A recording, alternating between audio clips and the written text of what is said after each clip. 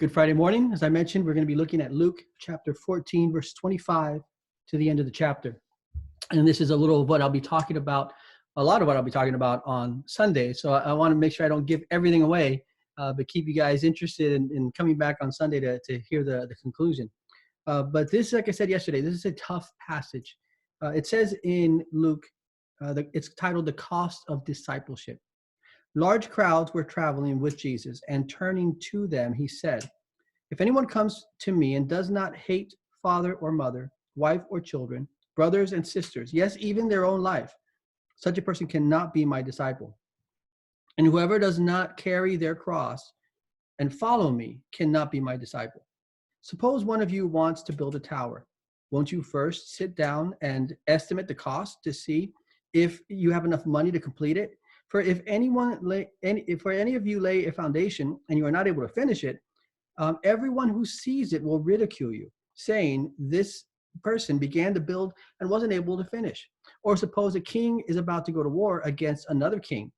Won't the first sit down and consider whether he is able with 10,000 men to oppose the one coming against him with 20,000? If he is not able, he will send a delegation, while the other is still a long way off, and will ask for terms of peace.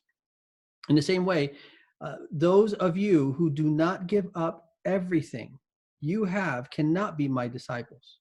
Salt is good, but if it loses its saltiness, how can it be made salty again? It is fit neither for the soil nor for the manure pile. It is thrown out. Whoever has ears, let him hear." So this is a hard passage. First, let me start with the title of it. We call it The Cost of Discipleship.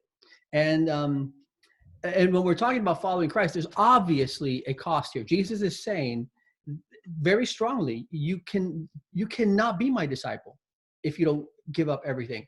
And then he says, if you don't hate your mother or father, sister or brother, even your own life, you cannot be my disciple. Okay, so let's look at that for a moment, because that's one of the passages we have some trouble with.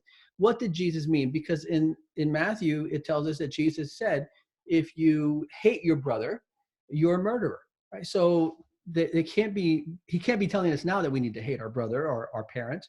One of the 10 commandments is honor your father and your mother.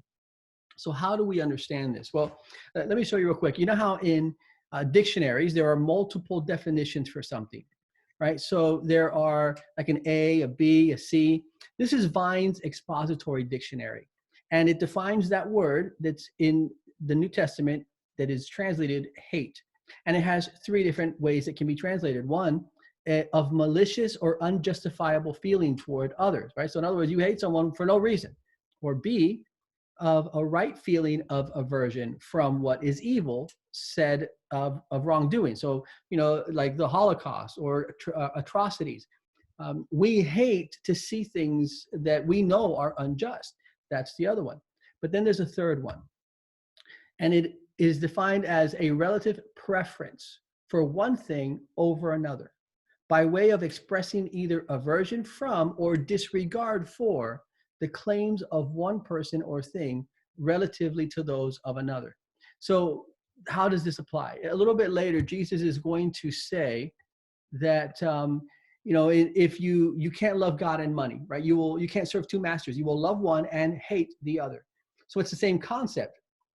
If you have money, if you love God, it doesn't mean you necessarily hate money, but you don't put it first. You when it comes to Christ, and you put him first. So those people that he just mentioned that we talked about yesterday, the ones who came up with excuses.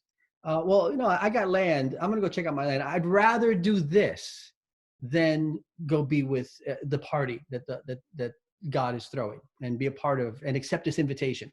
Well, I've got 5 oak of oxen, right? I'd rather go do this.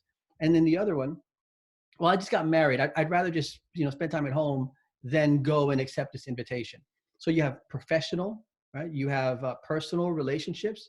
And as we read in Joel, the personal relationship, professional relationships, you can't put those first, right? They were preferring those things over accepting the invitation. And that's what it's saying. If you disregard me and my invitation for other things, you're putting those things first. You're putting those before me.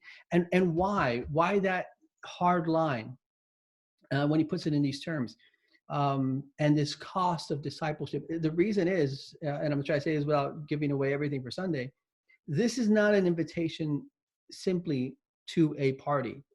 It's a proposal. It's a marriage proposal. In Revelation, it says that there is the wedding banquet of the Lamb, right? The wedding supper, this big banquet that Jesus is talking about here. When it finally comes, it's called the wedding banquet of the Lamb.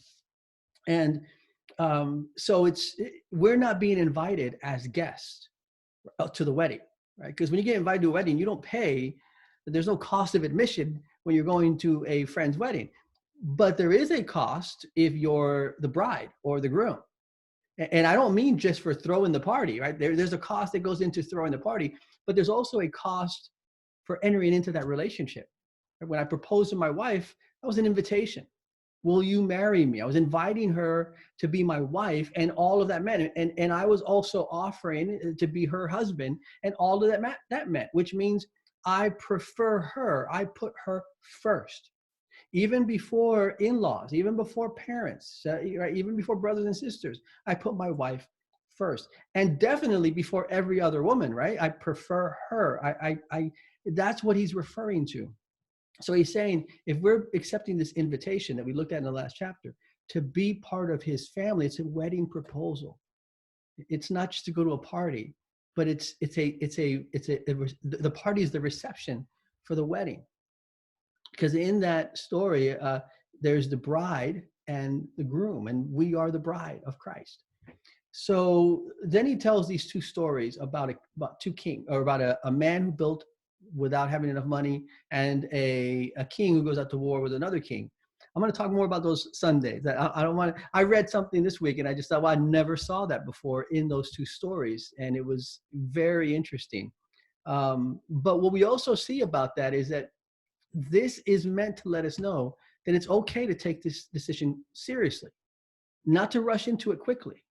So there's that sense to where you take it serious and you don't rush into it quickly. You got to weigh it and understand, am I ready for what this means? Am I ready to give my whole life, just like in marriage? Am I ready to give my whole life to this woman, to this man, to this relationship? You take that serious. You don't just go quickly into marriage. You make sure it's right. However, you can't take too long. Right? You take too long, the woman's okay, I'm out. I mean, I'm not going to wait forever. Or if you propose and, well, let me think about it. So there's moments where, yes, you take it seriously. You understand what you're doing. However, you can wait too long. And that's why Jesus tells all the stories about the door closing, the wedding starting, the party starting. And then you want to try to get in, and then it's too late. So I'm going to share more about what those two things are talking about. But let me just close with this part today. When we talk about the cost, we have to understand that when we're talking about grace doesn't mean that it's free, in the sense that grace cost. It cost Jesus his life. It cost him everything. And for me to enter into that relationship with him and to embrace him, it says right there, I have to love him more than myself. There's a I have to turn my back on this world and prefer him more than everything else.